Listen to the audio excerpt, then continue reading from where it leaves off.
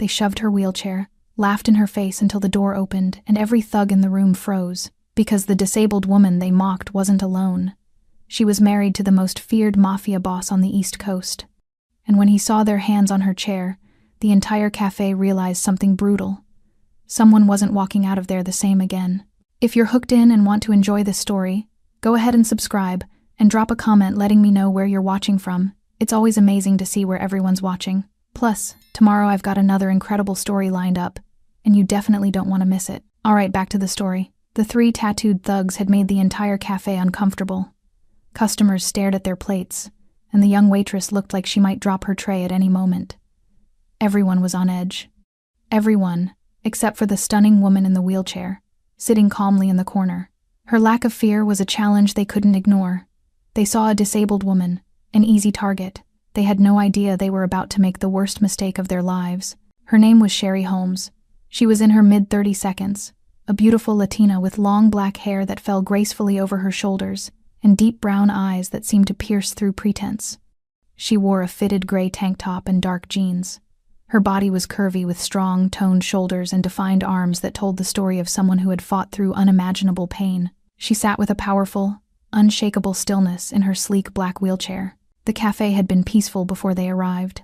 Soft jazz played from speakers mounted in the corners. The smell of fresh espresso and warm pastries filled the air. Afternoon sunlight filtered through the large front windows, casting golden rectangles across the wooden floor. It was the kind of place where people came to escape, to find a few moments of quiet in a chaotic world.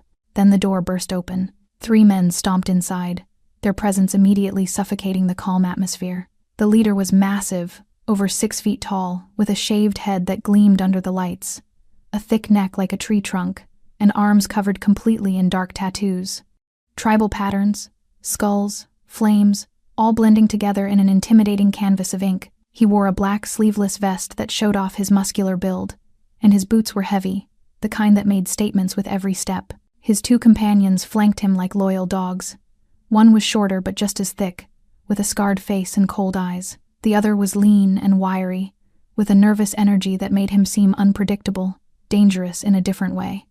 All 3 wore the same arrogant expressions, the same swagger that said they'd never been told no in their lives. "Hey!" the leader barked at the waitress, a young woman in her early 20s with blonde hair pulled back in a ponytail. She froze mid-step, her eyes wide. "We want a table, now." "Yes, of course," she stammered, nearly dropping the plates she was carrying. "Right this way." They didn't follow her.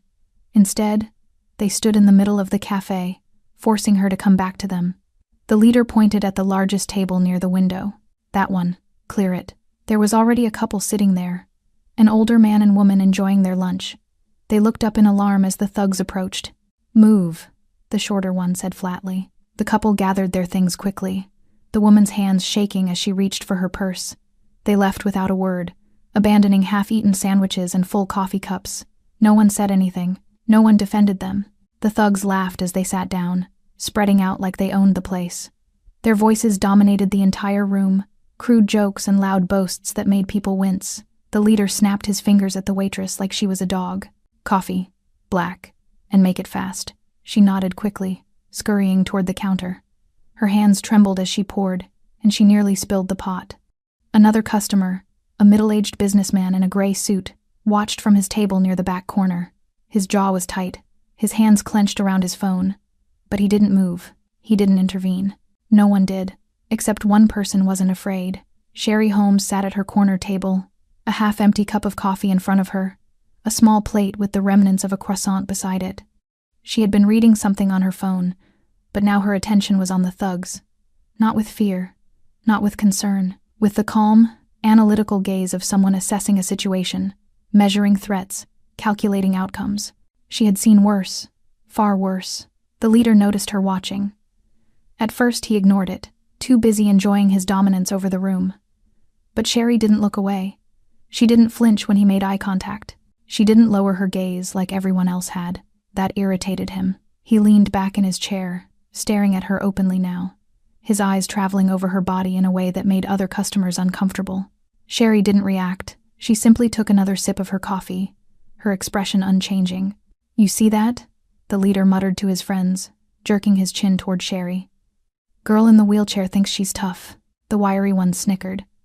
Maybe she can't see us from down there. They all laughed. A harsh, ugly sound that echoed through the now silent cafe. The leader stood up slowly, deliberately. His boots thudded against the floor as he walked toward Sherry's table, his friends following close behind. Customers held their breath. The waitress froze near the counter, her face pale. The man in the gray suit near the back shifted slightly in his seat, his hand moving subtly to his phone. He pressed a single button, then brought it to his ear, speaking too quietly for anyone else to hear. But Sherry noticed. Just a flicker of her eyes in his direction, a barely perceptible nod.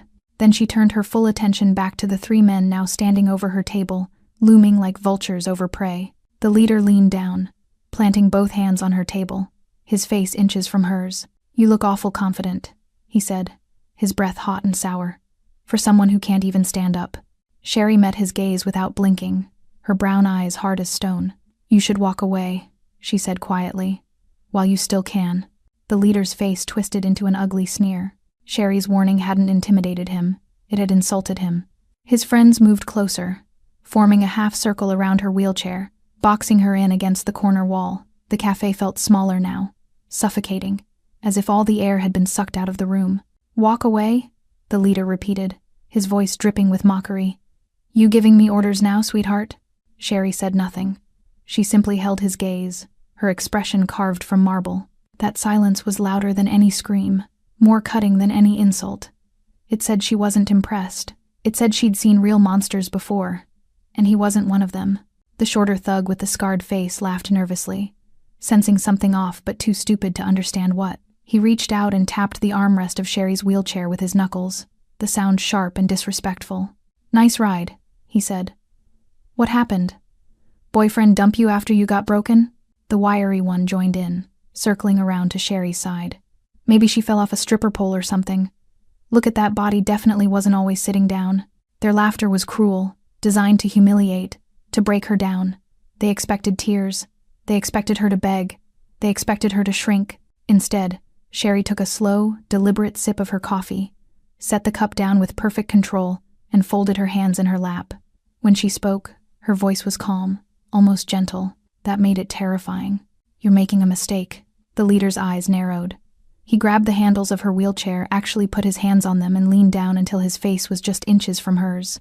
"The only mistake," he growled, "is you thinking you can talk to me like that. You're nothing. You're broken.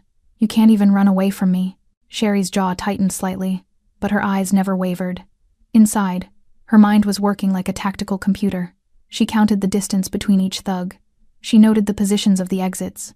She calculated how many seconds it would take for the man in the back, one of Ronnie's lieutenants. She'd recognized him the moment she walked in, to reach her if things went bad. But she also knew something else, something these idiots would never understand. She didn't need to be rescued. She just needed to keep them here long enough for Ronnie to arrive.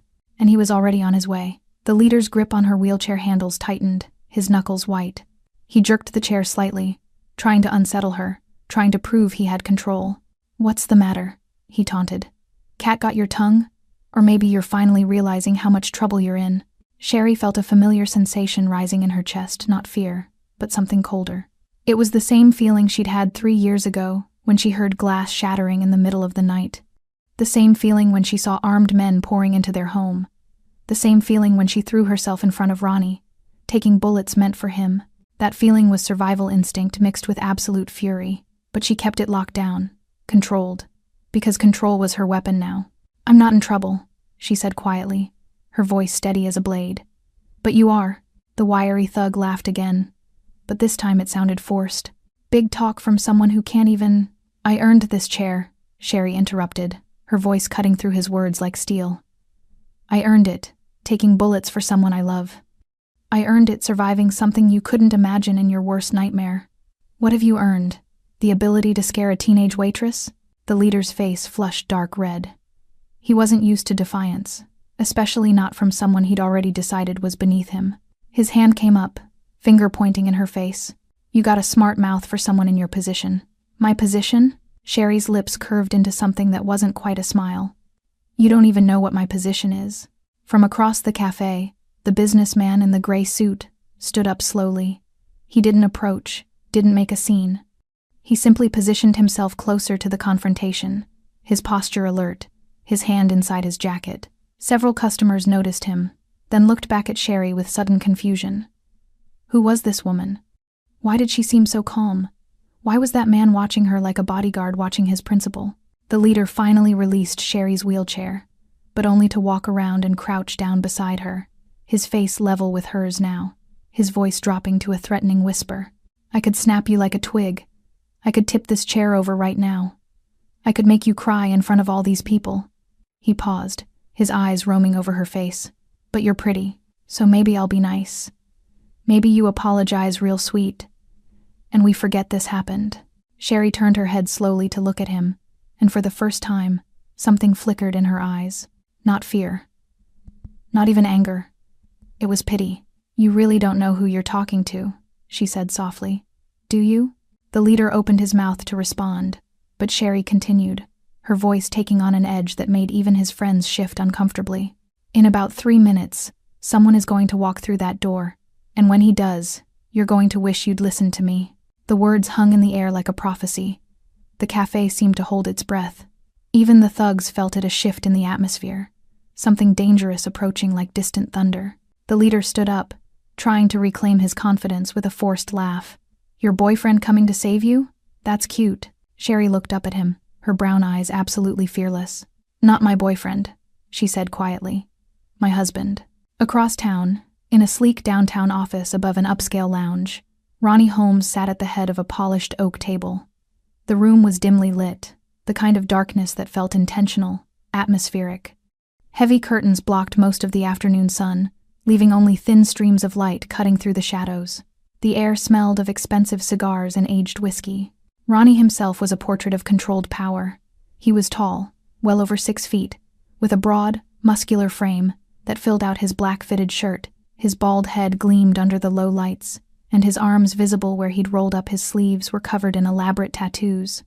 Tribal patterns, family crests, symbols that told stories of loyalty, blood, and territory. His face was all hard angles, a strong jaw, intense dark eyes that seemed to look through people rather than at them. He sat perfectly still, listening to the 2 men across from him, rival territory bosses trying to negotiate a boundary dispute. They spoke with nervous confidence, knowing that Ronnie Holmes didn't negotiate so much as decide. His reputation on the East Coast was legendary. Men feared him. Authorities couldn't touch him, and those who crossed him disappeared. One of the men, a heavy-set Italian with graying hair, leaned forward. Mr. Holmes, we're simply asking for consideration. The docks have been split 3 ways for decades. We're not looking to disrespect your operation.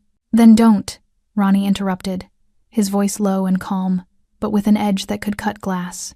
The docks belong to me now. That territory was earned through blood. My blood. My men's blood. You want consideration? Consider yourselves lucky I'm letting you keep breathing after your boys tried to move product through my port without permission. The second man, younger with slicked back hair, raised his hands in surrender. That was a misunderstanding.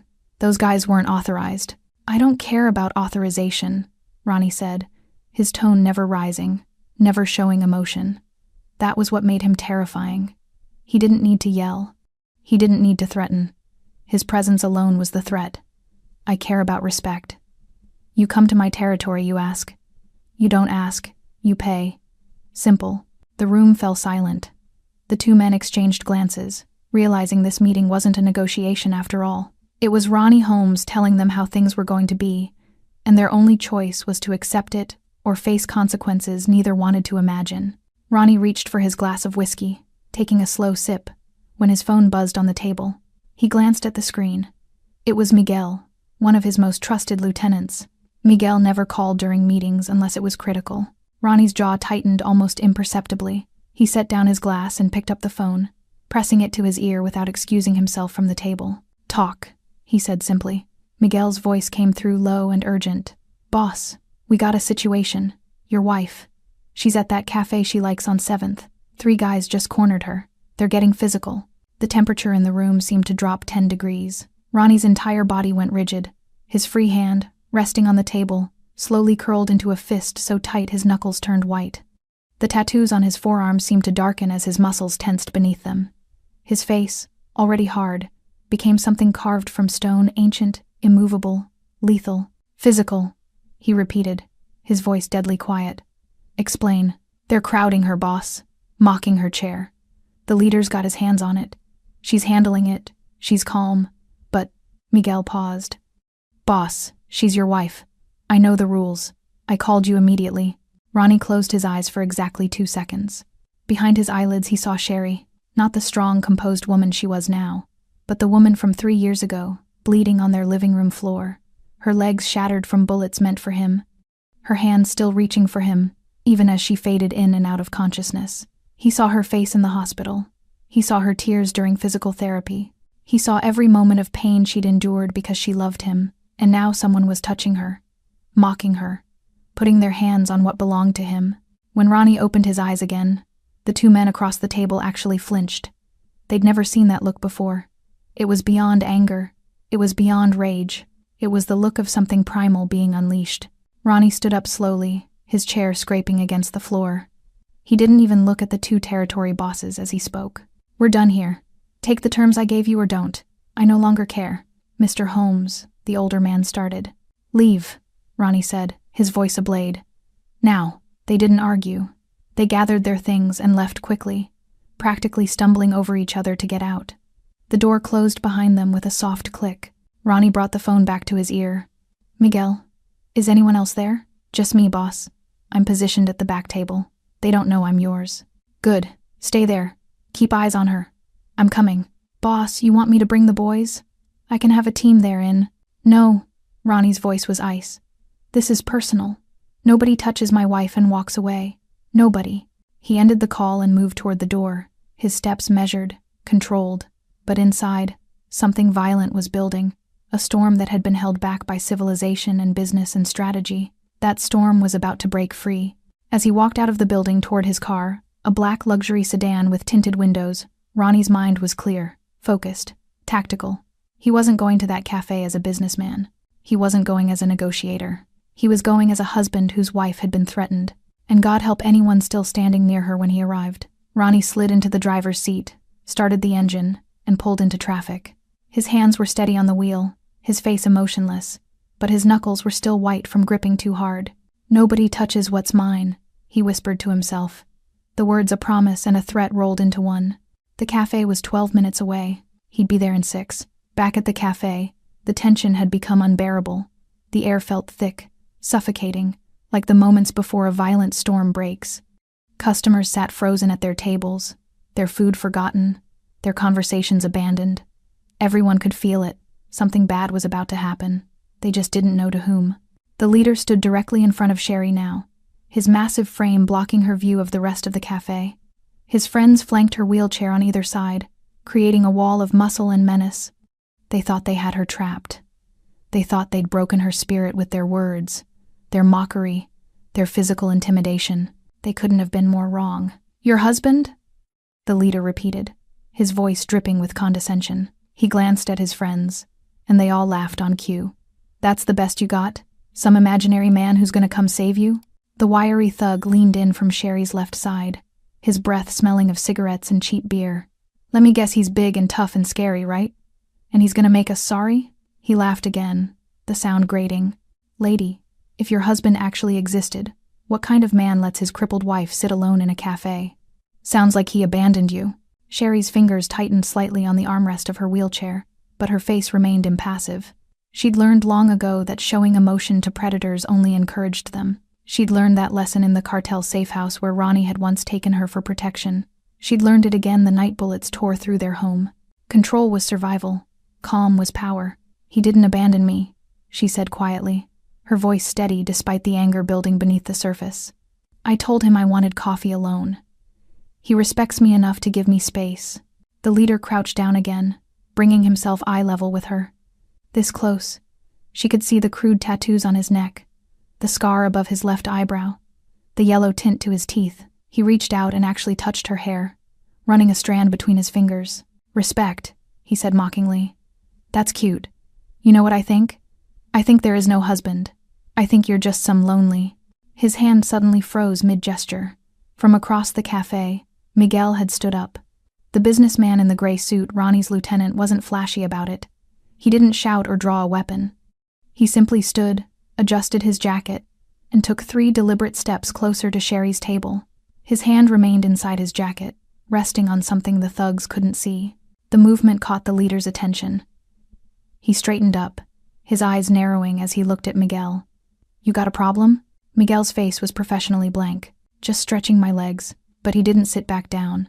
He positioned himself about 15 feet away, close enough to intervene, far enough not to escalate prematurely. His eyes met Sherry's for just a fraction of a second, and she gave him the tiniest shake of her head. "Not yet. Wait."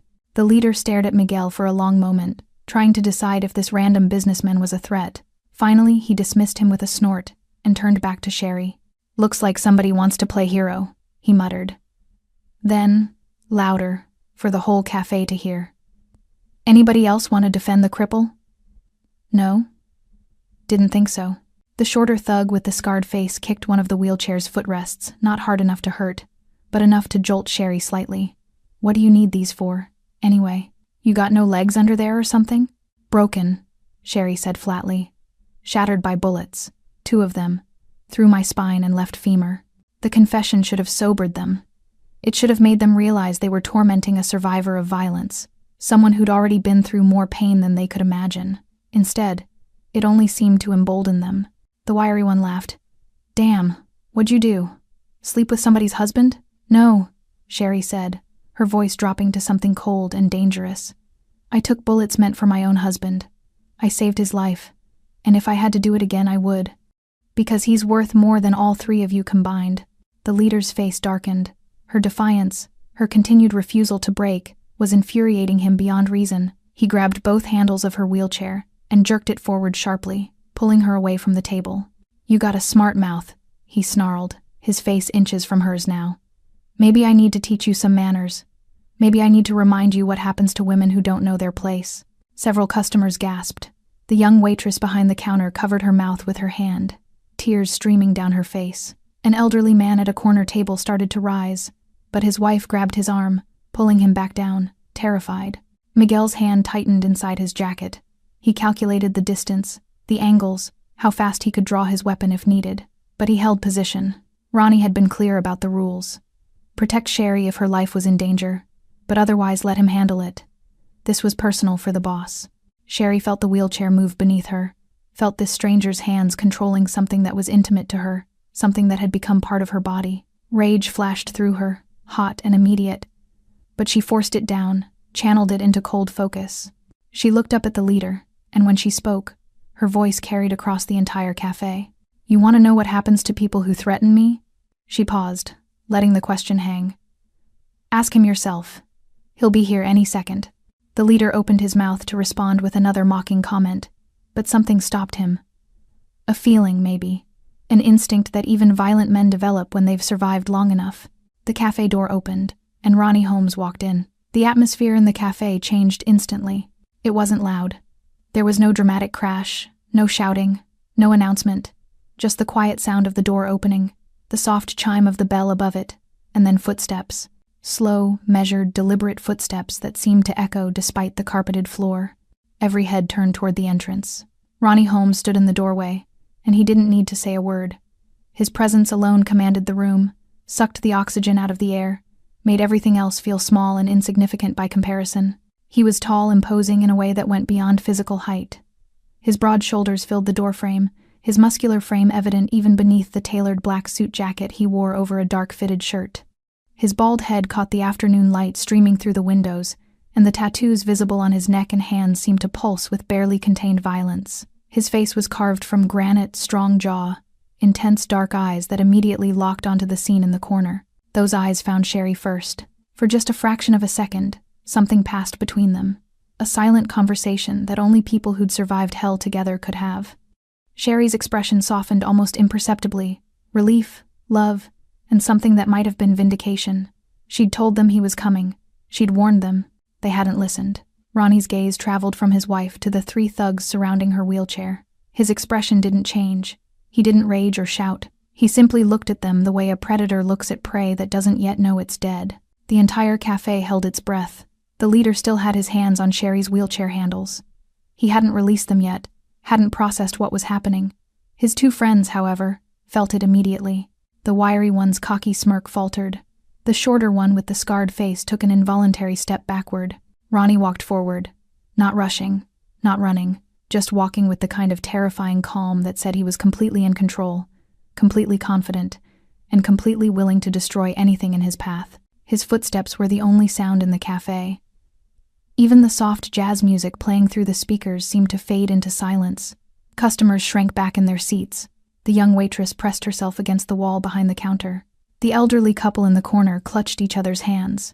Miguel, still standing near the back, allowed himself the smallest smile. The boss had arrived. This was over. Ronnie crossed the cafe in what felt like slow motion, his eyes never leaving the three men who had dared to touch his wife. When he was about 10 feet away, he finally spoke. His voice was low, controlled, but it carried through the room like thunder. "Step away from my wife." The words weren't a request. They weren't even really a command. They were a statement of fact, a description of what was about to happen, whether the thugs cooperated or not. The leader finally looked up, finally processed who had just walked in. His hands released Sherry's wheelchair handles as if they'd suddenly become burning hot. He straightened up, trying to reclaim some of his earlier bravado, but his face had gone pale. "Who the hell are you?" he demanded, though his voice lacked the confidence it had carried just moments before. Ronnie didn't answer. He simply continued walking forward until he was standing directly behind Sherry's wheelchair. His large hands came to rest on the handles, the same handles the thug had been gripping moments ago. The gesture was possessive, protective, and absolutely unmistakable. This was his wife. This was his territory. This was his line that had been crossed. The wiry thug was the first to truly recognize the danger. His eyes widened as he took in Ronnie's tattoos, specifically the ones visible on his neck and hands. Those weren't random prison ink. Those were symbols. Markers of allegiance. The kind of tattoos that told a story to anyone who knew how to read them. "Oh shit," the wiry one whispered, his face draining of color. That's the Holmes mark." The name hit the room like a bomb. Holmes. Ronnie Holmes. The East Coast legend. The man whose name was whispered in back rooms and dark alleys. The man who controlled territories from Baltimore to Boston. The man who made people disappear so completely their own families stopped looking for them. The leader's swagger evaporated completely. His eyes darted to his friends, then back to Ronnie, then down to Sherry, finally understanding what she'd tried to tell him. This wasn't some random disabled woman sitting alone. This was the wife of one of the most dangerous men on the eastern seaboard, and they'd put their hands on her. Miguel casually walked closer now, no longer hiding his affiliation. He positioned himself to Ronnie's left, blocking one potential exit. Two more men who'd been sitting quietly in opposite corners of the cafe, unnoticed until this moment, stood up and moved toward the front door.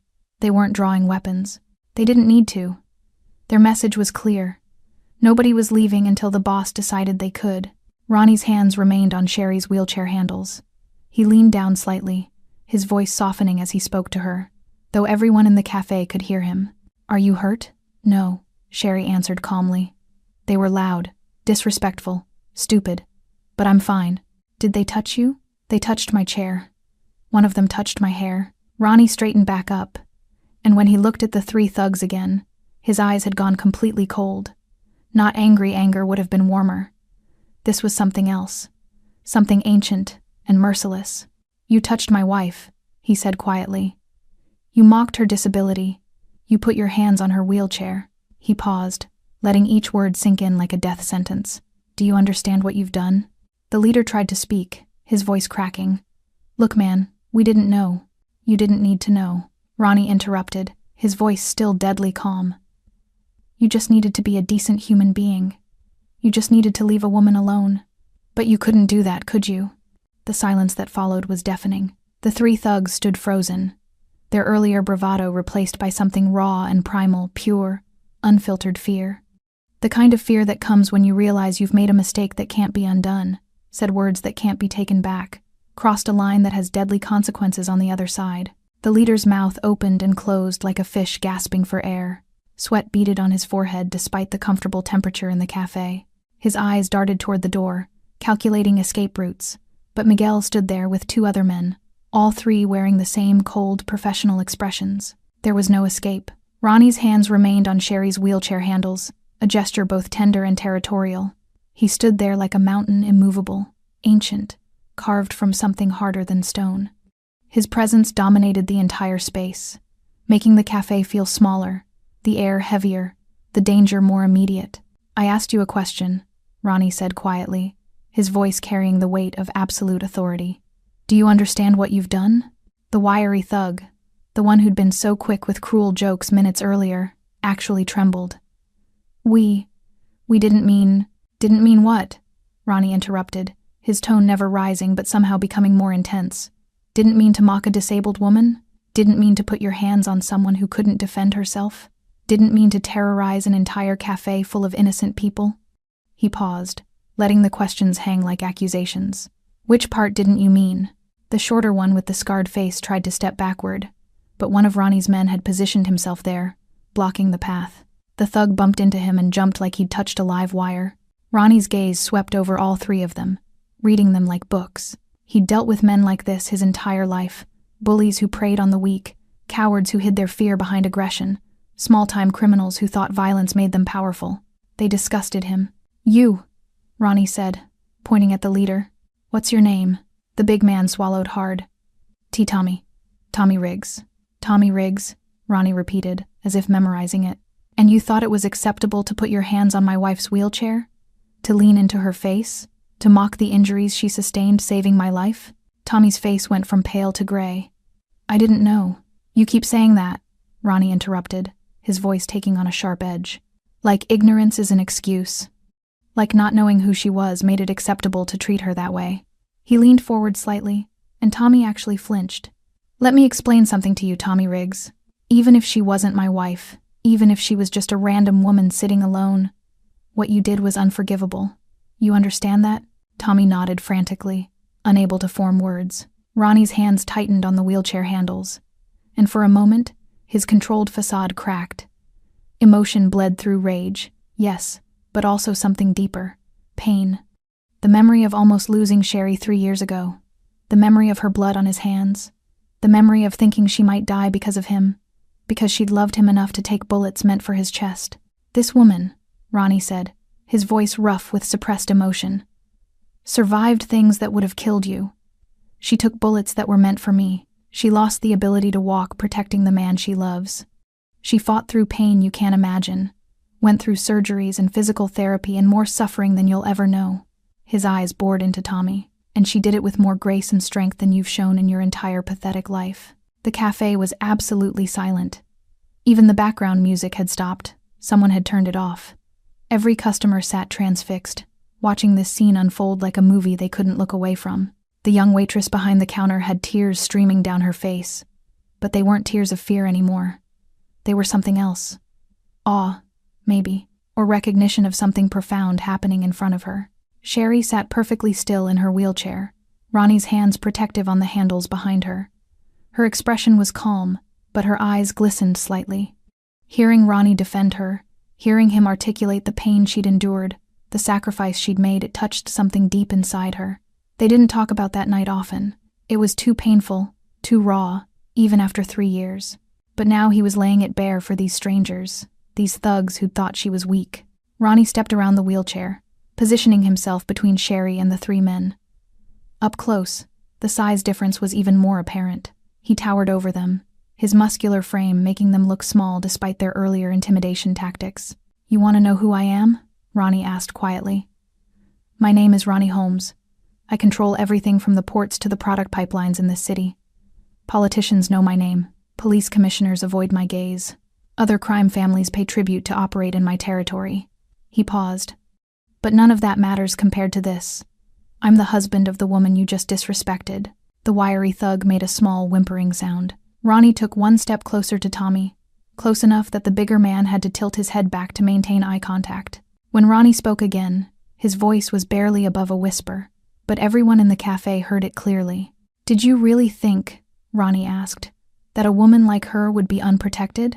Did you really think someone that strong, that beautiful, that courageous, wouldn't have a man willing to burn the world down for her?" Tommy's lips trembled. "I'm sorry. I'm so sorry. Please, we didn't..." Ronnie's hand shot out, grabbing Tommy by the throat. Not choking him, not yet, but holding him with enough pressure to make breathing difficult. The movement was so fast, so precise, that Tommy didn't even have time to react. Sorry isn't enough, Ronnie said, his voice cold as winter. Sorry doesn't undo what you did. Sorry doesn't erase the disrespect you showed my wife. He released Tommy, who stumbled backward, gasping for air.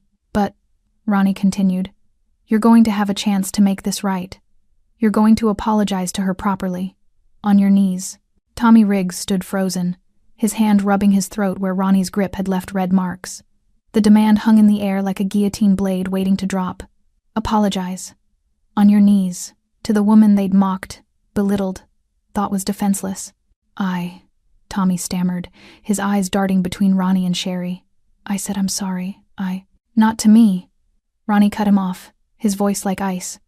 To her. And not standing up. Like you still have dignity. On. Your. Knees. The cafe watched in absolute silence. This wasn't just about punishment. This was about restoration. About giving back the respect these men had tried to steal. Tommy looked at his friends, desperate for support, but they were useless. The wiry one stared at the floor, and the shorter one with the scarred face had gone so pale he looked like he might pass out. Now, Ronnie said, the single word carrying enough weight to make Tommy's legs buckle. Slowly, humiliatingly, Tommy Riggs lowered himself to his knees in front of Sherry's wheelchair. His hands shook as he placed them on his thighs. He couldn't meet her eyes. Look at her, Ronnie commanded from behind Sherry's chair. You looked at her just fine when you were mocking her. Look at her now. Tommy forced his gaze upward. Sherry sat perfectly composed, her brown eyes steady and unflinching. She didn't gloat. She didn't smile. She simply looked at him with the calm of someone who'd already won this battle the moment he'd underestimated her. Before you apologize, Ronnie said, his voice carrying through the entire cafe. You're going to understand exactly who you tried to break. He moved to stand beside Sherry, one hand resting protectively on her shoulder. When he spoke again, his voice was different, still controlled, but edged with emotion that made it even more powerful. 3 years ago, we were at home. It was late, around midnight. We'd just finished dinner. We're watching a movie. Ronnie paused, his jaw tightening. The Rivera cartel wanted to send me a message. They wanted territory I'd taken from them. So they sent 15 armed men to our house. The cafe listened, transfixed. Even Tommy, kneeling on the floor, seemed unable to look away. They came through the doors, the windows, firing before we could even react. I grabbed Sherry, tried to get her to the safe room in the back.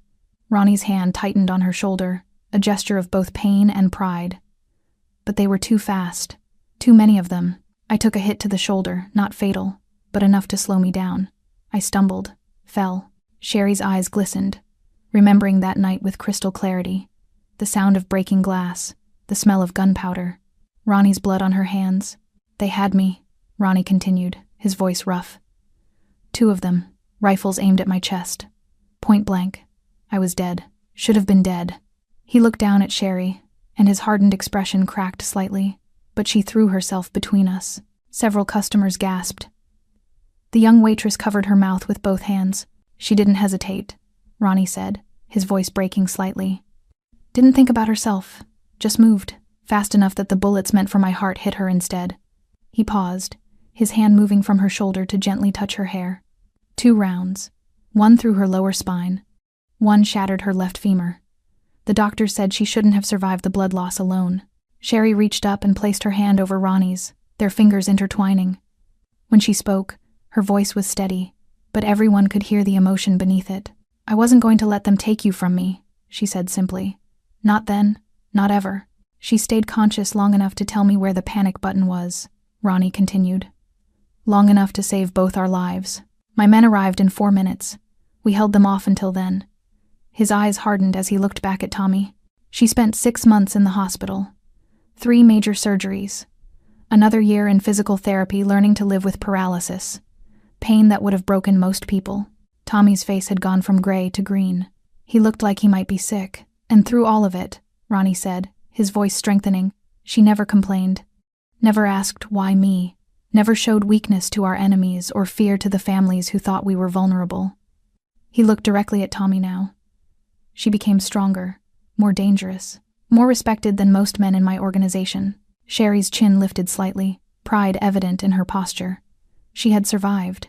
She had adapted. She had refused to be defined by what she'd lost, choosing instead to be defined by what she'd protected. So when you mocked her wheelchair, Ronnie said, his voice dropping to something deadly. When you touched it without permission, when you invaded her space and tried to make her feel small, you weren't mocking disability.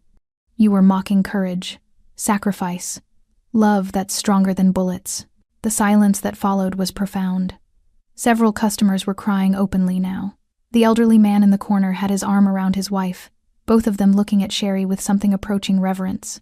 Miguel, standing near the door, felt his own throat tighten.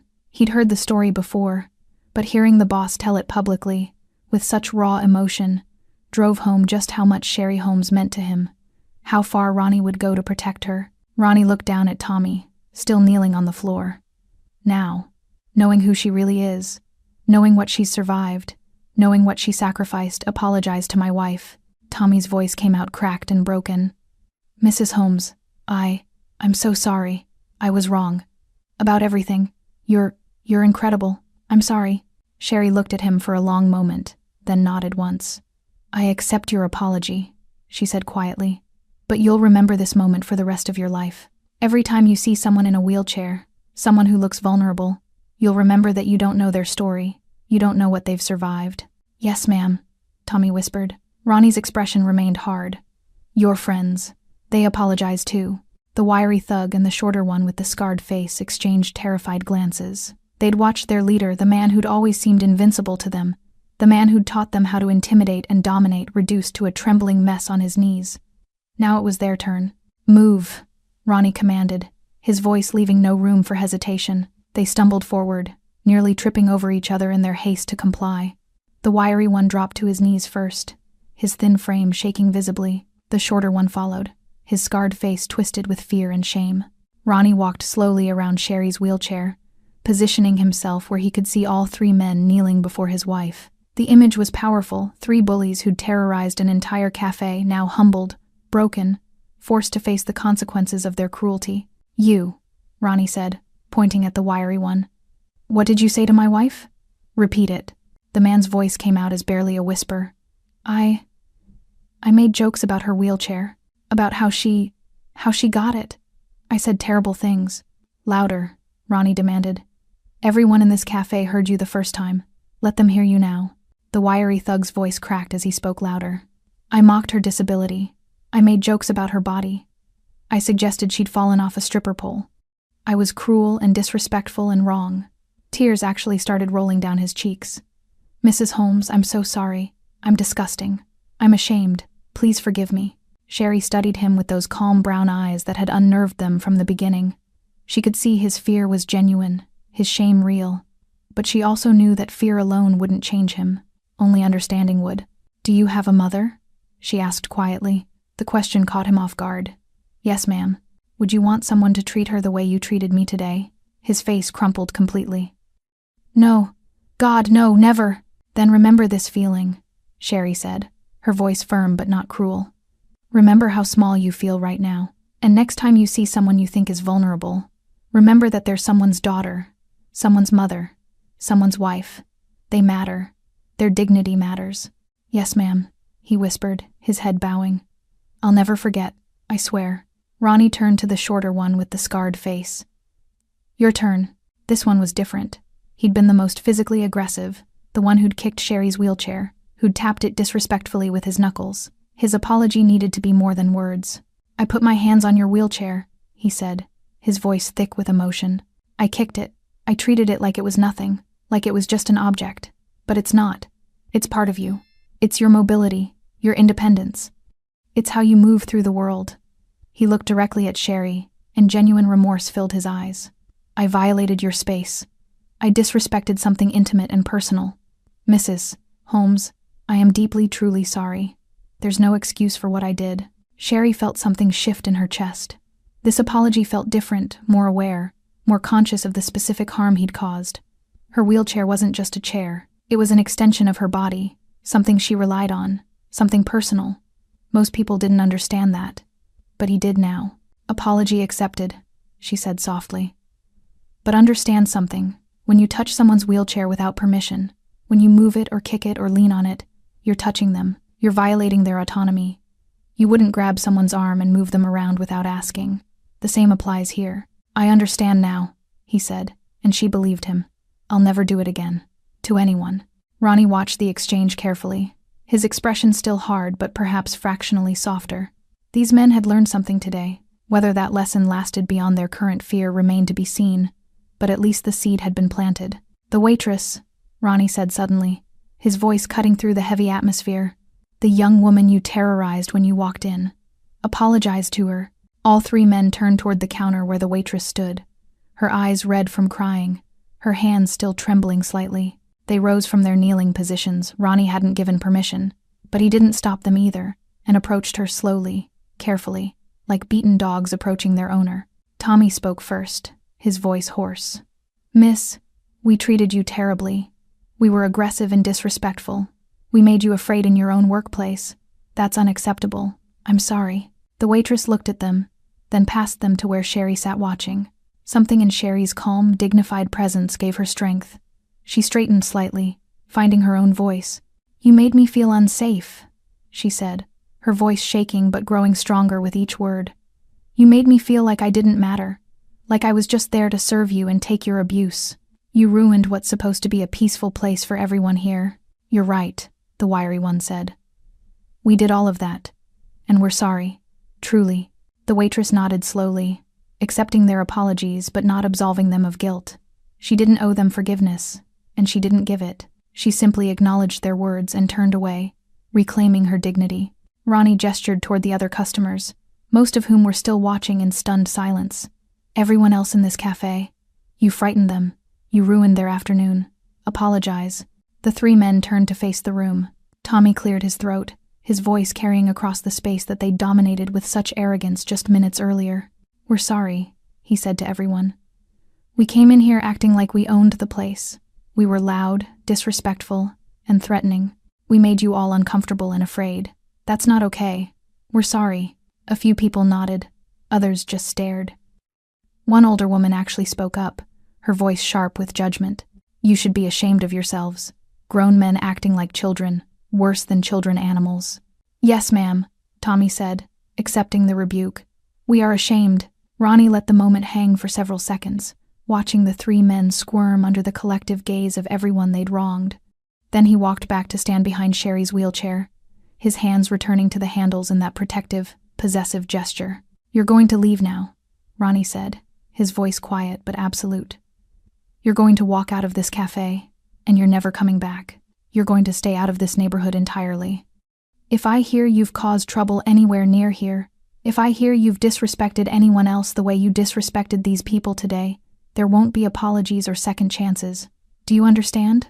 Yes, sir, all three said in unison. And one more thing, Ronnie added, his voice dropping even lower. You're going to pay for everyone's meal and coffee today. Every single person in this cafe. Consider it your penance. Tommy pulled out his wallet with shaking hands, walking to the counter and handing the waitress several large bills, far more than the total would have been. Keep the change, he mumbled. For you, for what we put you through. She took the money silently, her eyes still wary. Ronnie nodded toward the door. Now leave. Miguel will escort you out. The three men moved toward the exit, their earlier swagger completely gone. They walked like defeated soldiers, heads down, shoulders slumped. Miguel followed close behind them, his presence ensuring they wouldn't try anything stupid on their way out. As they reached the door, Tommy turned back one last time, looking at Sherry. Mrs. Holmes, thank you. For accepting our apologies. For teaching us something important. Sherry nodded once, regal and composed. Don't thank me. Just be better. They left, and the door closed behind them with a soft chime of the bell. The moment the door closed behind the three thugs, the tension in the cafe broke like a dam bursting. Customers exhaled audibly, some laughing nervously, others wiping tears from their eyes. The atmosphere shifted from fear and discomfort to something else. Relief, certainly, but also a strange kind of camaraderie. They'd all witnessed something profound together. Outside, Miguel stood on the sidewalk with Tommy, the wiry one, and the shorter one, his expression professional but cold. Two other men, Ronnie's soldiers who'd been positioned inside, had followed them out and now flanked the trio on either side. You got lucky today, Miguel said quietly, his voice carrying authority despite its low volume. The boss showed mercy because his wife asked him to through her actions. She accepted your apologies, So he let you walk out of there on your own legs. He paused, letting that sink in. But understand this, you're marked now. Not for death, but for observation. We'll know if you slip up. We'll know if you hurt someone else. And next time, Mrs. Holmes won't be there to show you grace. Tommy nodded frantically. We understand. We won't, we'll never. Save it. Miguel interrupted. I don't need your promises. I need your actions. Now get out of this neighborhood and don't come back. The three men scattered like roaches when the light turns on, practically running down the street to wherever they'd parked their motorcycles. Miguel watched them go, then pulled out his phone and made a quick call. Boss, they're gone. Sent them off with a warning and surveillance notice. They won't be trouble again. He listened for a moment. Yes, sir. I'll handle it. He hung up and turned to his two colleagues. Carlos, I want eyes on them for the next 2 weeks. Make sure they leave the neighborhood and stay gone. Any sign they're causing problems elsewhere, report directly to me. On it, Carlos said, already moving toward a black sedan parked down the street. Miguel and the other man, a younger soldier named Marcus, walked back into the cafe. The atmosphere inside had shifted dramatically. People were talking now, animated conversations breaking out at several tables. The elderly couple near the window was speaking with another patron, gesturing toward where Sherry still sat. The young waitress had regained her composure and was actually smiling as she refilled coffee cups. At the center of it all, Ronnie still stood behind Sherry's wheelchair, his hands on the handles, his presence protective and unmovable. But his expression had softened considerably. The deadly coldness was gone, replaced by something gentler as he looked down at his wife. Sherry reached up and placed her hands over his, squeezing gently. A private moment shared in public. The elderly woman who'd called the thugs animals stood up from her table and walked over to Sherry and Ronnie. She was small, maybe 5 feet tall, with white hair and kind eyes that had seen decades of life. She stopped in front of the wheelchair and looked up at Sherry with genuine warmth. My dear, she said, her voice trembling slightly with emotion. I want you to know that you are one of the strongest women I have ever seen. What you did today, how you handled those horrible men, it was remarkable. Sherry smiled, a real smile that lit up her face. Thank you. That means a lot. The woman reached out and gently touched Sherry's hand. I lost my husband 10 years ago. He was a good man, but I often wonder if he would have defended me the way your husband defended you today. She glanced up at Ronnie. You're a lucky woman, and you, sir, are a good man for loving her so fiercely. Ronnie's hard exterior cracked a little more. I'm the lucky one, ma'am. She saved my life. Defending her is the least I can do.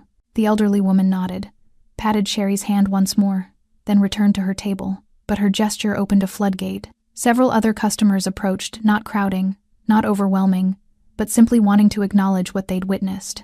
A middle-aged man in a business suit stopped by. Mrs. Holmes, I just wanted to say, you were incredibly brave. My sister uses a wheelchair, and she faces that kind of ignorance all the time. Thank you for standing up for yourself, for showing people that disability doesn't mean weakness. Thank you, Sherry said warmly. And tell your sister that she's not alone. We're stronger than people think. The young waitress finally approached, carrying a fresh cup of coffee. Her hands were steady now, her earlier fear completely gone. She set the cup down in front of Sherry, then looked at both her and Ronnie. This one's on the house, she said softly. Both of you. Everything. She paused, her eyes filling with tears again, but these were different tears. Thank you, for standing up to them, for making them apologize to me.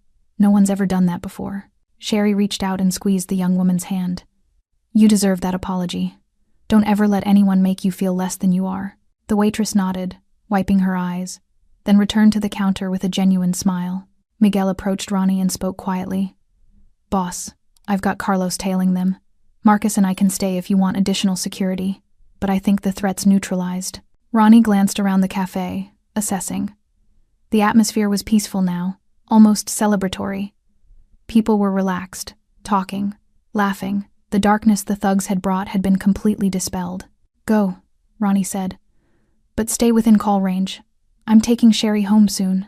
Yes, sir. Miguel nodded respectfully to Sherry. Ma'am, good to see you safe. Thank you, Miguel, Sherry said warmly. For always having my back. He smiled, a rare expression from the usually stoic lieutenant, and left with Marcus, the door chiming softly behind them. Alone, now as alone as they could be in a cafe full of people, Ronnie moved around to face Sherry. He crouched down in front of her wheelchair, bringing himself to her eye level. His large hands covered hers, warm and strong. "Are you really okay?" he asked quietly, his voice intimate, meant only for her. Sherry looked into his eyes, those intense dark eyes that could be so cold and deadly but were now filled with concern and love. She smiled, a soft, genuine expression. "I am now," she said. "I knew you'd come." "Always," Ronnie promised, his voice rough with emotion. "You know I'll always come for you." "I know." She leaned forward slightly, and he met her halfway, pressing his forehead gently against hers. A moment of connection, of shared understanding that went beyond words. They stayed like that for several heartbeats, the cafe bustling around them but their world reduced to just the two of them. Finally, Ronnie pulled back and stood, his professional mask sliding back into place, though his eyes remained soft when looking at her. "Ready to go home?" he asked. "Actually," Sherry said with a small smile, "I'd like to finish my coffee first. It's good coffee. Shame to waste it." Ronnie actually laughed, a rare, genuine sound that made several nearby customers smile. "All right, we'll finish your coffee." He sat down across from her at the small table, his large frame looking almost comical in the delicate cafe chair. But he sat there anyway, present and attentive, watching her with eyes that held nothing but love and respect. An hour later, they were home. The penthouse apartment sat high above the city, floor-to-ceiling windows offering panoramic views of the skyline as the sun began its descent toward evening. The space was luxurious but surprisingly warm, not the cold, sterile bachelor pad one might expect from a crime boss, but a real home filled with comfortable furniture, art on the walls, and small personal touches that spoke of two people building a life together. Sherry wheeled herself toward the large windows, her movements practiced and graceful. She'd long ago mastered navigating their home, every inch of it designed with her accessibility in mind. Ronnie had made sure of that, ramps instead of steps, wide doorways, lowered countertops in the kitchen, a bathroom designed specifically for her needs. No expense had been spared. She stopped in front of the windows, looking out at the city below. Somewhere down there were the three men who'd learned a hard lesson today. Somewhere down there were hundreds of thousands of people living their lives, unaware of the drama that had unfolded in a small cafe. Ronnie came up behind her, his footsteps silent on the hardwood floor despite his size. He'd changed out of his suit jacket, now wearing just the fitted black shirt that showed off his muscular frame. His hands came to rest gently on her shoulders. "What are you thinking about?" he asked softly. Sherry was quiet for a moment, gathering her thoughts. When she spoke, her voice was reflective. "I was thinking about how different today could have gone. If you hadn't come, if Miguel hadn't been there, if those men had been more dangerous, more willing to actually hurt me instead of just intimidate me." Ronnie's hands tightened on her shoulders, not painfully but protectively. "But I did come. Miguel was there. And you were never in real danger because you're never alone, Sherry. Even when you think you are, even when you want space, my people are always watching, always ready." "I know," she said, reaching up to place her hand over his. "And normally I'd find that suffocating, but after today, I'm grateful." He moved around to face her, crouching down like he had in the cafe so they were eye level. His expression was serious, vulnerable in a way he rarely showed even to her. "I was terrified," he admitted, his voice rough. "When Miguel called, when he said someone was touching you, crowding you, Sherry, I saw 3 years ago all over again. I saw you bleeding on our floor. I saw you in that hospital bed. I saw everything we almost lost." His jaw clenched. "I can't lose you. I won't survive it." Sherry felt her eyes sting with tears. Ronnie Holmes, feared crime boss, ruthless businessman, man who'd built an empire on intimidation and power, was kneeling before her admitting he couldn't survive without her. "You won't lose me," she said firmly, cupping his face with both hands. "Ronnie, listen to me. I'm not that easy to break. Those bullets didn't break me. This wheelchair didn't break me. And 3 idiot thugs in a cafe definitely didn't break me." She smiled, trying to lighten the heavy emotion. "I'm tougher than I look," he laughed, a sound caught between amusement and tears. "You're tougher than anyone I know. Tougher than most of my soldiers. Tougher than me, probably. Definitely tougher than you," she teased, and he laughed again, real and genuine. He stood up, but instead of moving away, he carefully lifted Sherry from her wheelchair, something he'd done thousands of times. Always gentle, always careful of her comfort. He carried her to the large couch by the windows and sat down with her cradled in his lap, her head resting against his chest. They sat in comfortable silence for a while, watching the sun paint the sky in shades of orange and pink. The city below began to light up, windows glowing like thousands of stars. "You know what I thought today?" Sherry said eventually. "While those men were standing over me trying to make me afraid?" "What?" "I thought about how they saw me. They saw the wheelchair first. They saw disability, limitation, weakness. They made all these assumptions about who I am based on something they could see." She paused. "But they didn't see the fire. They didn't see the 3 years of fighting to reclaim my life. They didn't see the woman who took bullets and survived. And they definitely didn't see you coming." Ronnie's arms tightened around her. "They learned, though." "They did," Sherry agreed. "And maybe hopefully they'll think twice before judging someone else based on appearances. If they don't, they'll answer to me," Ronnie said, his voice hardening slightly. Sherry tilted her head to look up at him. "You can't protect the whole world from ignorance, Ronnie. You can't threaten every person who looks at someone in a wheelchair and makes assumptions." "I can try," he said stubbornly, and she laughed. "That's what I love about you," she said softly. "Your fierce, irrational, sometimes terrifying loyalty. You'd burn down the city for me if I asked." "Without hesitation," he confirmed, "without regret." She reached up and touched his face, her fingers tracing the strong line of his jaw. "I know. And that's why I'd take those bullets again. Why I'd make the same choice every time, because loving you, being loved by you, is worth everything I've been through." Ronnie closed his eyes, leaning into her touch. When he opened them again, they glistened with unshed tears. "I don't deserve you," he whispered. "Yes, you do," Sherry said firmly. "You deserve love just as much as anyone else. You deserve someone who sees past the reputation, past the business, past the violence, to the man underneath, the man who treats me like a queen, the man who respects my strength while still wanting to protect me, the man who stood in that cafe today and made those thugs see me as a person, not a disability."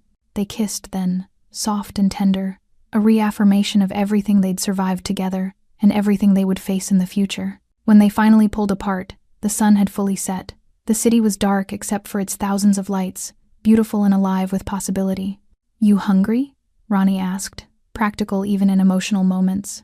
Sherry laughed. "Starving, actually. That coffee was good, but it's not dinner. I'll order from that Italian place you like," he said, carefully lifting her again and carrying her to the dining table. As he placed her wheelchair beside the table and helped her settle into it, Sherry felt a profound sense of gratitude wash over her, not just for Ronnie, though she was grateful for him every day, but for her life, complicated, difficult, sometimes dangerous, but hers. She'd survived, she'd adapted, she'd found love that was worth fighting for. Later, after dinner, they sat together on the balcony, a blanket wrapped around Sherry's shoulders as Ronnie stood behind her wheelchair, his hands on the handles in that familiar protective gesture. The city stretched out before them, infinite and full of stories. "You know what someone told me once?" Sherry said quietly. After the shooting, during physical therapy, one of the other patients, an older man who'd been paralyzed in a car accident. "What did he say?" "He said that most people see the wheelchair and think it defines us. They think it's the end of our story, the tragedy that overshadows everything else." She paused, looking out at the glittering city. "But he told me it's actually the beginning of a different story. A story about resilience, adaptation, finding new ways to be strong. A story that most people never get to tell." Ronnie leaned down and kissed the top of her head. "I like your story." "So do I," Sherry said, smiling. "Wheelchair and all, mafia boss husband and all. Every complicated, dangerous, beautiful piece of it." They stayed there as the night deepened, two people bound by trauma, love, and unshakable loyalty. A queen and her king, strong in different ways but unbreakable together. And somewhere in the city below, 3 men were learning to see the world differently, their lesson learned at the hands of a woman in a wheelchair and the man who loved her enough to make them pay for their disrespect. Let the world misunderstand her, Sherry thought as she felt Ronnie's steady presence behind her. Let them see the chair and miss the fire. Let them make their assumptions. They would learn eventually. They always did. Thanks for sticking with this story till the end. If you enjoyed it, you're going to love the next one. It's packed with unexpected turns and heartfelt moments. Click the image on your screen to keep the journey going, and make sure to hit subscribe for more amazing stories. Drop a comment and rate this story from 1 to 10. I can't wait to see what you think.